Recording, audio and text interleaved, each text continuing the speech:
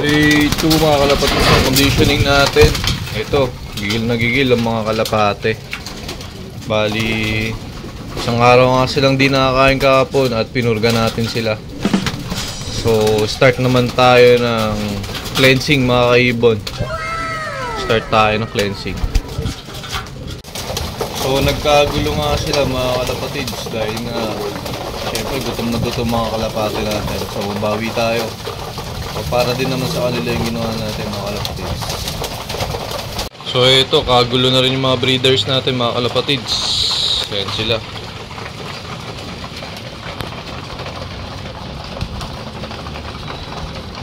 Para yung mga flyers natin mga kalapatids. Malalakas kumain mga kaibon. Gutom na gutom. Bumawi tayo sa kanila.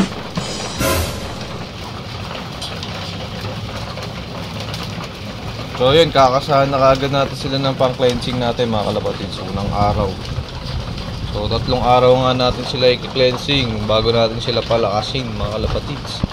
Though yung mga yun, yung pang-cleansing na yun, sa step 1 pa lang natin ang pamurga hanggang sa cleansing 3 days natin, medyo lalakas na rin naman sila doon. Di nangangahulugan manghihina sila doon mga kalapatids. Ayun pa yung mga pagpalakas din sa kanila mga kalapatids. So, yung ibig sabihin ng pagpapalakas is yung mga vitamins naman, no? Papahulmayin natin yung mga katawan na ito mga kalapatids para alam nyo na, bakbakan na mga kalapatids. Ito pa isa, magigrits tayo sa kanila para talagang matuwa yung mga kalapati natin.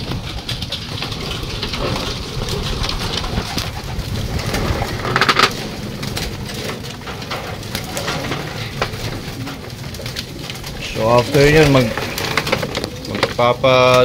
maglilinis tayo ng loob after nyang kaguluhan na yan mga kalapatids. Daming kalapati mga kalapatids.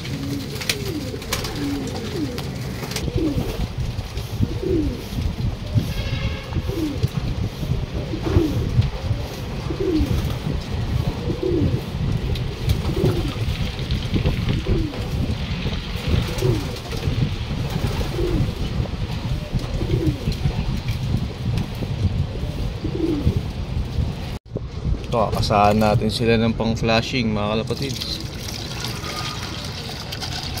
So, sanay na sila dyan. Sanay na sila sa ito yung ina-apply natin sa kanila. Alam na nila yung lasa na ito mga kalapatids.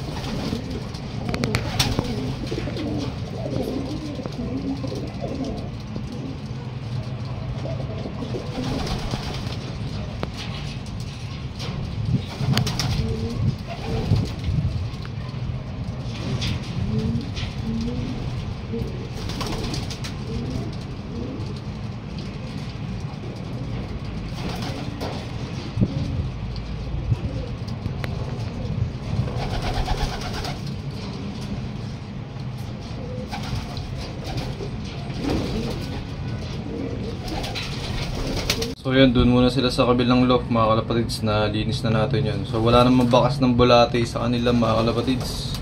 Pero dito sa isang loft na to, medyo maglilinis tayo dito. Tingnan natin sistema nila. Tingnan natin yung mga poops nila kung medyo okay.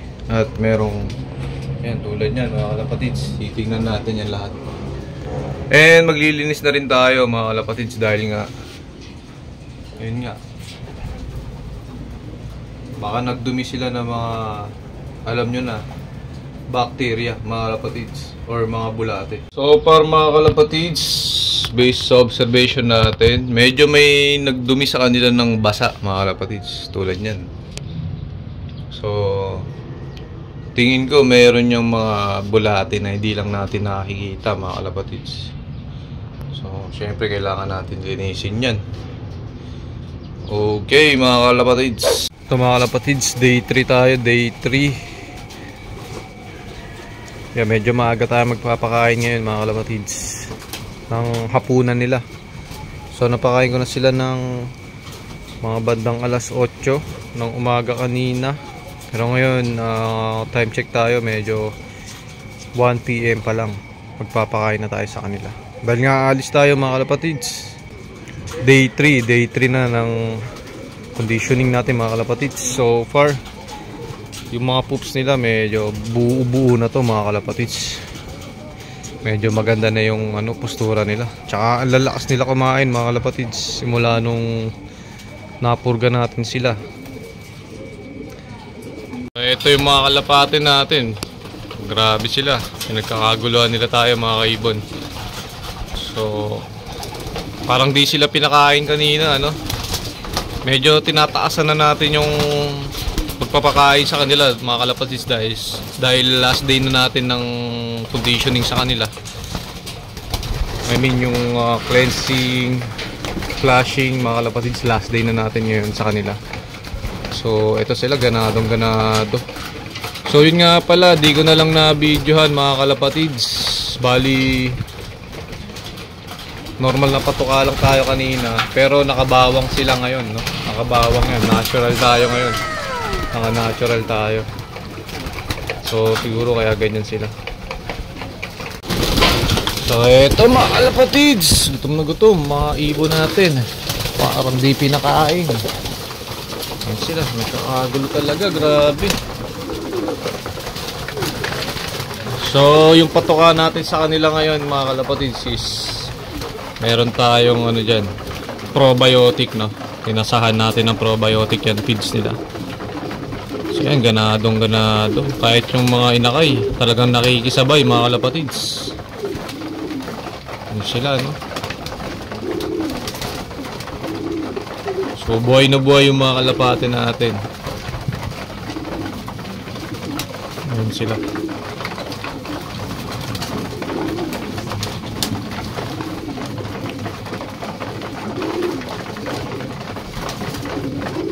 Siguro bukas na lang ako mag-greet sa kanila mga kaibon dahil nga medyo matakam naman sila sa greets. Ayun kumakain, lumilipad. Ang kulit na nung isang yun Ayaw na niya kumain mga kalapatids, mas gusto na lang niya lumipad. Nga pala mga kalapatids, di tayo nagpapakawala, parang 3 araw na. Dahil tinututukan nga natin sila mga kalapatids. Tinututukan natin yung poops nila mga kaibon. Tsaka medyo di maganda yung panahon mga kalapatids. Maya yung ulan.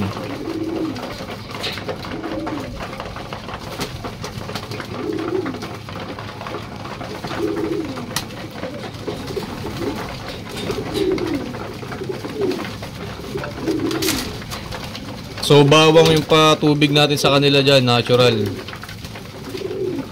So medyo nababawasan naman nila. Di ko ina-expect na mauubos nila yan, pero wala silang choice mga kalapatids kundi ipasok nila sa sistema nila yan, yung bawang.